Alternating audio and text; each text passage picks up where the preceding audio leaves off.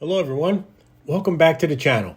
Today's video is about one of those elusive parts for your 1987 GT. I'm talking about a hard to get part that almost everyone passes over in favor of a substitution version. So what am I referring to? Well, the unicorn 1987 Amy Freestyle grips, better known as the rounds to the community. So let's take a trip back in time. Buckle up.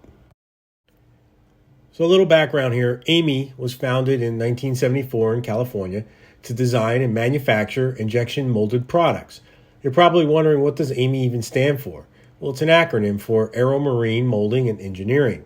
Bet you learned something new today.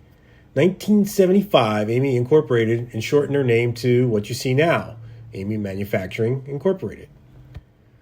Over their history, they have made grips for the biggest named companies, including Oakley, like the B2s, the B1Bs, all the way up to the Oakley O-Wings. Amy has changed ownership over the years and is now known as Gripos LLC, hailing from Henderson, Nevada. So what exactly do all these names mean? Well, let's find out. So you have tri-grips, large single flange, and note the design because it's important to the subject matter. We have Amy duals, still single large flange with dual pattern. Unitron, single large flange grips with opposite or inverse of the dual design. Cam, as the name implies, these grips are not round or symmetrical in design, almost like a motorcycle grip. Minis. You can always tell the mini grips from the standard as they have a cutout section to clear the brake lever arm. And rounds. Here we are. Except the grips are large and small flange, designed to keep your hands from coming off the end of the grip. But that wasn't always practical in the freestyle world. In late 1986, GT required a new grip for their freestyle lineup and essentially chose the motocross grip, which is a single flange round. GT used this grip throughout 1987 for most of their bikes, including the Performer, the Pro Performer, the Pro Freestyle Tour, and the T model. Many of the racing bikes got this grip as well. Even on the dyno side, things like the Pro Compe and the T model also use the same grip. Known today as the bubble font logo rounds to the community. These grips are very difficult to find now and garner big dollars in NOS form from collectors. Bike shops like Porkchop BMX offer the dual flange rounds for many years, but they aren't the same, especially to purists. Those grips are just called rounds. A few years ago, the community discovered that if you purchased 2 sets of motocross rounds directly from Amy, you could essentially get a set of 1987 style grips, the rounds with the tri-ends. The drawback to this is that you would have to purchase 2 sets or 2 packages of grips and basically throw one side away as they're too large in diameter to work with the 7/8 diameter bar tubing.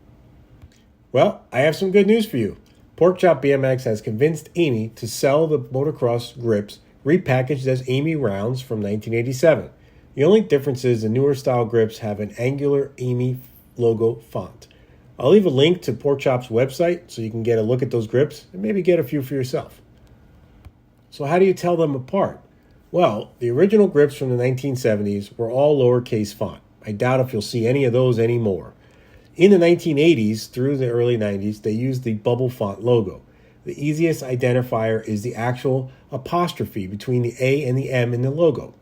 In 1990 to basically current logo is a lot more modern. It's easy to identify by looking at the M, which they cut to create the apostrophe between the A and the M. Now, some of you are probably wondering, why didn't Amy remake the grips with the bubble font logo, citing them being used on the Unitrons and the Minis? Well, to paraphrase Porkchop BMX, the grip mold is roughly between $20,000 and $30,000, and the Minis are such very low volume, so Amy is still using the 1980 molds for them. Half of the Unitron mold is original, the part with the logo. The other half was lost when they moved from California to Nevada. Oops. So the good. What else is there to say here? You're getting 1987 style grips to complete your build for about $15. Made by the same company that made them in the 80s. As of you viewing the video, you can get them in black and white from Porkchop BMX. In a short period, they'll have blue available, and if you really can't wait, you can go directly to Amy's website and order the motocross grips 2 times in a variety of colors, including white, gray, red, green, black, blue, orange, lavender, purple, and yellow. The bad.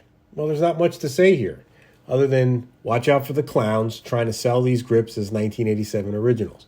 Educate yourself to know the differences. Look for that bubble font Amy logo in the original grips to differentiate them from the new versions. They cannot be mixed up.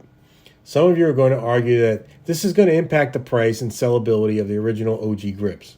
That's just straight up malarkey.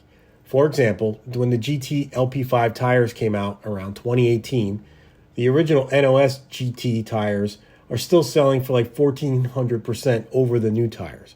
When GT reissued the Power Series 3-piece cranks around 2012, still those original SR Power Series cranks are selling for $1,500 to $2,000 today, depending on their condition. The new repop cranks are selling for just $170. So they're not the same, and that's the point. Neither are these grips. So relax, get yourself a few pairs for your builds, and have a good time with it. So that about wraps up today's video. I hope you enjoyed it. Please hit that like button if you did. As always, if you're new here, please subscribe to the channel. Just do it. It will help us both, especially for you, because you can set up notifications and get alerts when I release new content. So get back to your builds. Thanks for watching.